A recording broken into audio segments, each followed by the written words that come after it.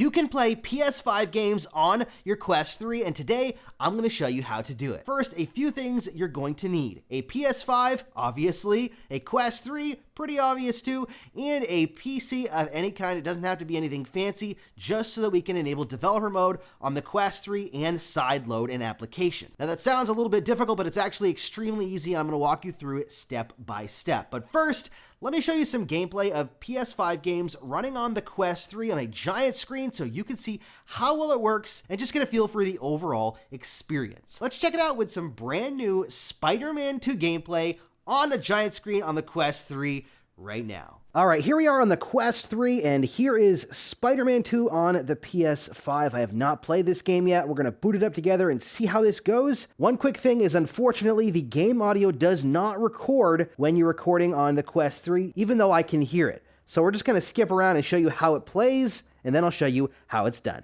Wow, this looks fantastic. The resolution of this looks really good. Oh my, this looks really good. I thought it looked good on the Quest 2, and there's no latency. It just feels so good. Oh, I just realized we were in Brooklyn. This city's even bigger than it was before. Holy crap. I just can't get over how good this looks and feels. Having two Spider-Men swinging around together is just awesome. The scale of this game is so crazy. Imagine getting a VR game like this. Nice. That's awesome. Oh boy, we're really flying here. We just gotta take out Sandman. That's the thing right now. Come on.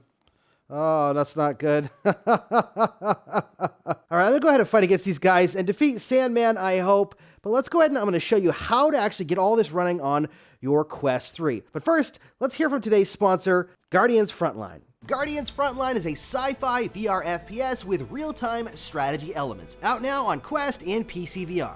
With enhancements for the Quest 3, making it look better than ever. With enhancements on Quest 3 like real-time shadows, environmental effects, reflections, and more, there's never been a better time to jump in and play Guardians Frontline. And the best way to play is multiplayer online. Whether you want to jump in cooperatively and play the campaign with up to 3 friends, or you want to jump online in a PvP mode with up to 8 players, you'll be able to take advantage of a huge arsenal of weapons with everything from rocket launchers and energy swords to a gravity gun. Plus, it supports cross-platform multiplayer between Quest and PC VR. Not only that, if you want some single player, you can also play the campaign single player as well. But that's not where things end. With a massive amount of user-generated content and the ability to create your own content as well, there's a never-ending supply of new maps and games that you can play in Guardians Frontline. So from the Quest 3 enhancements, making it run and look better than it ever has on the Quest, to a seemingly bottomless future of user-generated content, Guardians Frontline is a great sci-fi multiplayer shooter on Quest and PC VR. Check out the game in the description to grab the game today. Well, there you go. There's some gameplay of the PS5 running on the Quest 3. The pass-through makes it way better than when I did this with the Quest 2, and a lot more fun with those pancake lenses and the higher resolution. But now, how do you do this? The first thing you need to do is set up a developer account. Head to oculus.developer.com. You're then going to need to log in with your Meta account. Once you're logged in, click on the My Apps button at the top of the page. Then you need to create an organization, but in order to do that, you actually have to verify your account. You can either do that by entering a payment method or by enabling two-factor authentication. Whichever you choose to do, verify your account, and when that's done, you go up to the drop-down box on the top left-hand side, and you're going to hit Create to create a new organization. Next, you need to name the organization. It really doesn't make a difference what you name it, as long as it's not something that's already in use. So name your organization, then you're gonna click Create. You're gonna do some checkboxes, agree to some terms and conditions, and make sure everything's created. Once that's all done, head into the Meta Quest app. Make sure you're next to your Quest 3 or your Quest 2 if you're doing it on a Quest 2 or a Quest Pro. Go ahead and tap on the menu button at the bottom, and then you're gonna tap on Devices. Find your device, tap on that Meta Quest 3 or whatever device you're using, and then you need to head down to Headset Settings at the bottom, and you'll see a new menu option that probably wasn't there before. Tap on Developer Mode, and then make sure that that switch is pushed to the right and is blue. That means that Developer Mode is enabled. The next thing we have to do is actually get some software to allow us to play those PS5 games on our Quest 3, and we're going to use an Android application to do that. And I'm not going to tell you where to get it or how to get it. You'll have to do some Google searching for that, but it's called PS Play, and we need an APK in order to install on the Quest 3. Please support the developer and buy this software on the Android store for an Android device if you're going to do this. I've done this on a couple of devices and bought the software because the developer is amazing and I wanted to support them, but make sure you buy this software and then you'll have to do some hunting to find an APK for PS Play. Once you find an APK, download it on your computer. Speaking of computers, you're not going to need like some gaming PC. A simple laptop or computer will work just fine. You just need to be able to download and connect your Quest to it. Once you've downloaded that APK, you need to download some additional software called SideQuest. Head to the link in the description and download SideQuest. Make sure you download the advanced version because we're going to need that to sideload APKs. Once you've downloaded SideQuest, install it, and now it's time to connect your Quest 3 to your PC. Now, if you did not enable developer mode, you're going to get an error here. It's going to tell you that it's not authorized to actually access the device.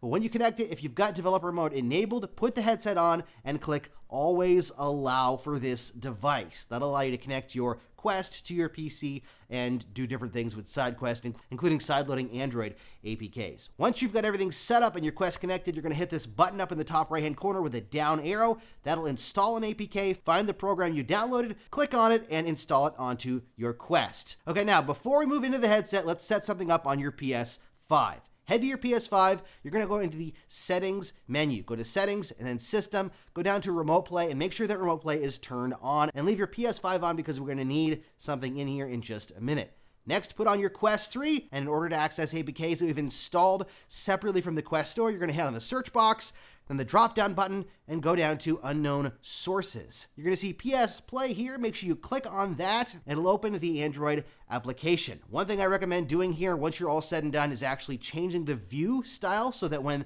the application opens, you can have a big wide screen instead of a close-up screen. That's totally up to you, but you could do that by hitting the Quick Settings button and then changing the view of the menu. Okay, open up the PS Play on the Quest 3. Once it's opened up, you'll have to acknowledge a couple of things and check some boxes before you can actually move into the software. The next thing we have to do is register our PS5 with this software. There's a couple of ways to do this. The easiest way is to just log in with your PlayStation credentials. Sometimes that doesn't work. If it doesn't work, the app has some information that'll walk you through how to do it, but the easiest way is just to log in with your PlayStation credentials. In order to do that, you have to go into that same menu on your PS5 and click Link Device. It's going to give you a registration code. Enter that into the application and hit register. Then it'll prompt you to log in to your PlayStation account. This will connect the account so that you can stream from your PS5 to this app on your Quest 3. Enter your information, hit log in, it'll do a whole bunch of registration stuff, and then it's going to pop up and actually say, do you want to configure your router before you move on?